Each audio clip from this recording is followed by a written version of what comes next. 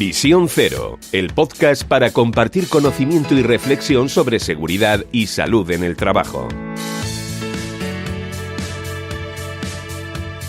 Bienvenidos y bienvenidas al podcast de Visión Cero, un espacio que hacemos un servidor, Joaquín Ruiz, y el compañero Salvador Carmona, con la colaboración del apoyo de PRL Innovación.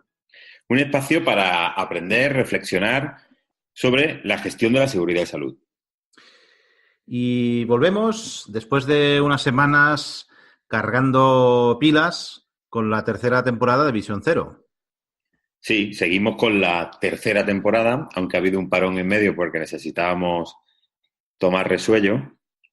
Después de Semana Santa, Feria de Abril y demás, bueno, pues necesitábamos unos días donde nuestra agenda estuviera un poco menos ajetreada que lo habitual.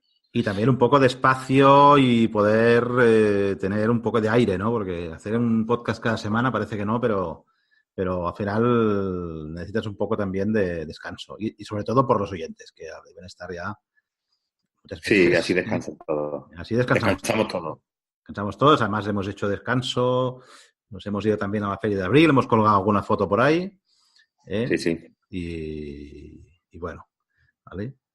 Y aprovechamos también para decir que durante estos días de descanso la cadena HBO ha sacado la serie Chernobyl, ¿no? Sí. Una serie que bueno, que nos pareció muy interesante, aunque no la hemos visto toda todavía, y estamos preparando un episodio para hablar de lo que fue la terrible desgracia de la central nuclear, un accidente que junto con los de Bhopal, creo que fue en la India y demás, accidentes terribles, pues fueron los precursores del concepto de cultura de la seguridad de Zohar, ¿no? Sí, bueno, en aquella época Zohar y otros autores, a raíz de la investigación que se hace de accidentes mayores como el de Chernobyl o el que tú has comentado de Bhopal, pues aparece eso, aparece la falta de tensión por la seguridad y aparece el concepto de cultura preventiva y clima preventivo, ¿no? Mm. Bueno, fue un antes y un después en el ámbito de la seguridad y en el ámbito de esa parte de la seguridad a la que tantos minutos le hemos dedicado en este podcast, ¿no? Sí. La cultura de la seguridad. Mm. La verdad es que una serie que hemos visto 2 capítulos, porque sí. solamente van 2 capítulos por el momento. Bueno, sí, yo he visto solamente 2 capítulos. Sí, son los que hay colgados ahora. Sí, no es un documental, sino que es una serie dramatizada, es un documental dramatizado. Y bueno, la verdad es que está entretenido y bien. Siempre aprendes cosas. Yo creo que quizá a partir, como decíamos antes fuera de micro, el segundo capítulo es más ya serie, ¿no? Pero el primero es una representación de lo que fue el accidente y todo lo que pasó y tal. Y yo me anoté ya algunas cosillas que intentaremos reproducir aquí en el episodio especial que haremos, ¿no? Para hablar del tema. Y creo que fueron significativas de cómo, de por qué en el fondo pasó el accidente, aunque las causas fueron múltiples, ¿no? Pero bueno. Sí, bueno, en definitiva fue esa falta de tensión por la seguridad, ¿no? Sí. Pero hay algunas frases que denotaban esta falta de cultura, en el fondo, ¿no? Bueno, ¿qué tal? ¿Y cómo han ido estos días de descanso? Bien, hemos descansado de algunas cosas y bueno, bien, mucho tren y bueno, leyendo un poquito de temas nuestros, de temas de literatura y tal. Estoy leyendo un libro que me leí cuando todavía era joven, que era La familia de Pascual Duarte, de Camilo José Cela, y bueno, me gustó mucho en su momento y me lo estoy releyendo, yo creo que lo estoy disfrutando casi más. Bueno, yo no me acuerdo yo de leerlo. El que sí que yo terminé, no recuerdo si fue en COU o en tercero de BUP, que esto los que escuchen, que tengan ya que sean más jóvenes, igual no saben de qué va, fue La colmena. Lo del COU. El COU ya es muy viejo, ¿eh? Era cuando mi padre me hablaba del bachillerato, ¿no? Que yo decía, ¿esto qué es? Sí. Y del PREU, cuando tu padre te hablaba del PREU. Exacto, sí. Pues ahora hablamos del BUP y del COU, pero bueno. Entonces a mí me dejó en shock el tema de utilizar como mesas del bar lápidas, ¿no? Que estaban por debajo, esto que salía en La colmena, ¿eh? Sí. El bar donde pasa todo y tal. Pero bueno. Era un personaje Camilo José Cela, ¿eh? Oye, ¿tú sabías que llegó a ser senador? No, no tenía ni idea. Ni Pues, idea, vamos. no, yo ¿Pero se tampoco... presentó a las elecciones o qué? Sí, bueno, yo no sé exactamente si se presentó o hicieron una especie de preselección de personajes ilustres y tal. La verdad es que no lo sé, ¿eh? Pero durante la legislatura constituyente, que fue Sí, entre el junio del 77 y enero del sí. 79, una vez ya Ajá. la Constitución aprobada, y por tanto deduzco que antes del 77 no hubo elecciones, por tanto los designaron a dedo, imagino, Claro, claro. pues fue senador en Cortes Generales de España por designación de ya, eso sí, del rey Juan Carlos I, ¿no? Ah, claro, entonces fue una designación, claro. Una designación, ¿no? Y durante esta etapa protagonizó igualmente pues una de las anécdotas más divertidas que al menos yo le recuerdo, amén de la de coger agua con el trasero. Esta sería otra cosa que también está por ahí en YouTube creo que era con Mercedes Milá, ¿no? Sí, Entonces, en una sesión sí. estaba el también senador Monseñor Luis María Xirinacs y Ajá. estaba Camilo José Cela dando cabezadas en plena sesión parlamentaria cuando Xirinacs le importunó con la pregunta: oiga, ¿está usted dormido? Y Cela le respondió: Monseñor, no estoy dormido, estoy durmiendo. Y el Mosén le replicó: es lo mismo, ¿no?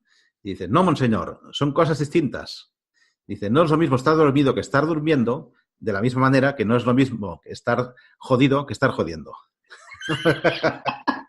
Entonces, No lo sabía, no lo sí. sabía.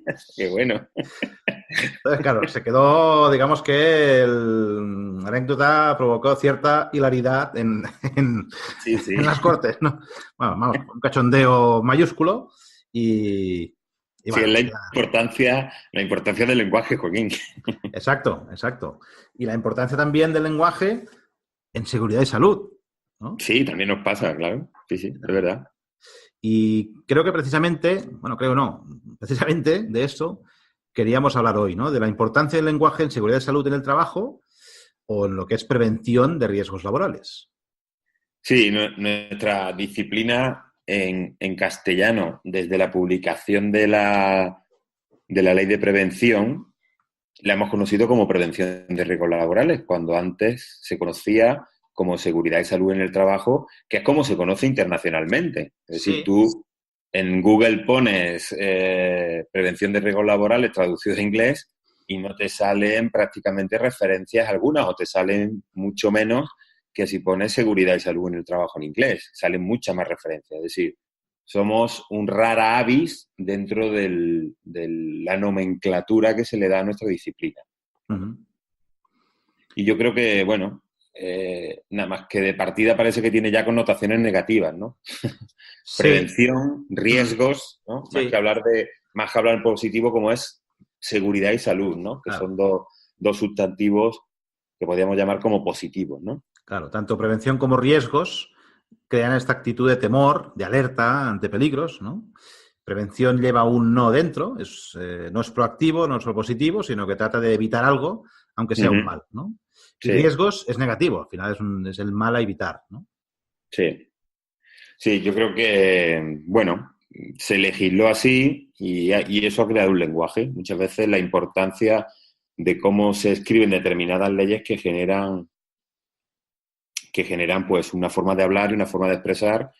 Y tú le dices a alguien que te dedicas a la salud laboral y tiene que pensárselo, es decir, tiene que pensar un poco, pero si le dices a alguien que te dedica a la prevención de riesgos laborales, pues de momento saben a qué te dedicas, ¿no? Porque es de lo último, o el concepto que se ha manejado en los últimos 30 años, ¿vale? Todo el mundo ha recibido un curso. Sí, sí, sí, sí. Yo recuerdo de las primeras veces que salí de España para trabajar temas de seguridad y salud y estuve en un congreso internacional y todo el mundo, además prácticamente no había españoles y todos hablaban de OSH, OSH, OSH, no sé qué, OSH. Yo pensaba: ¿esto qué será? ¿No? Y, y claro, es Occupational Safety and Health, ¿no? Claro. Entonces, al final, seguridad y salud ocupacional o seguridad y salud en el trabajo, ¿no? Pero sí, lo de risk prevention no se utiliza prácticamente en ningún lugar. Nada, es 4 despistados o 4 malas traducciones. Exacto, es que En definitiva. incluso ni en Latinoamérica, ¿no? Que sí que hablan mucho más de seguridad ocupacional que no de prevención de riesgos. Aquí es una cosa de estas de traducciones y transcripciones y transposiciones raras que hacemos en España de las directivas europeas y nos lo ponemos siempre un poco a nuestra... Siempre tenemos un toque diferencial, ¿no?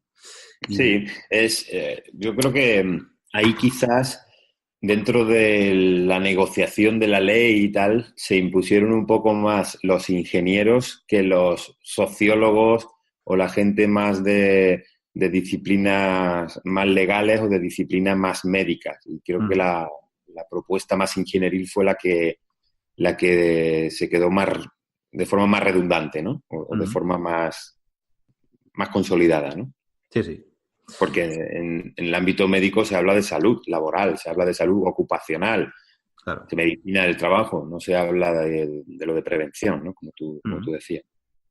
De todas formas, piensa además que nuestra profesión está siempre llena de términos o de palabras que llevan a eso, a pensar la prevención como un problema. Es decir, es una profesión para solucionar problemas, cuando debería de ser una profesión o una actividad para generar trabajo seguro, para generar salud, ¿no? O si no, para evitar que se pierda salud. Pero, en definitiva, no se trata de prevenir riesgos, sino de construir puestos de trabajo seguros, o diseñar, o rediseñar, o reformular puestos de trabajo seguros más que de prevenir riesgos, ¿no? Por lo menos, tal con el enfoque que yo la veo o como yo entiendo mi profesión, ¿no? O sea que ya el solo hecho de hablar de prevención de riesgos laborales o de PRL ya es una proposición, podríamos decir, con un enfoque quizá no muy adecuado, ¿no? Sí, le estás diciendo a alguien, oye, no lo estás haciendo del todo bien, hay que corregir, ¿no? Es la entrada que hemos tenido muchos técnicos de prevención en muchas empresas. Yo me acuerdo cuando arrancaba con esto, ibas a los sitios a decirle a la gente que estaba haciendo mal, que estaba mal o que tenía que mejorar, más que hacerlo reflexionar sobre cómo la actividad que tenía podía o cómo se podía gestionar para que hiciera menos daño a la salud, ¿no? De una forma más propositiva que quizá auditora, ¿no? Que es un poco como íbamos, o como yo iba, en mi caso, yo voy a hablar por mí, como yo iba cuando me enfrentaba a hacer una evaluación de riesgo en mis primeros comienzos, ¿no? Y por no hablar de los palabras raros que también utilizamos muchas veces y que sí que es cierto que esto se hace en todas las profesiones, tienen un cierto lenguaje técnico, pero yo lo que me he encontrado muchas veces es que hay tendencia a trabajar bastante mal, por ejemplo, los manuales que van dirigidos a personas que están trabajando y no a técnicos de prevención, y muchas veces se toma o se copia lo que hemos extraído de un manual dirigido a técnicos o a personas que se forman como técnicos, y entonces utilizamos este lenguaje que no hay quien entienda, ¿no? Y que ya tira un poco para atrás a la pobre gente que tiene que sufrir estas tediosas formaciones y tal, hablando de PVDs o de pantallas de visualización de datos.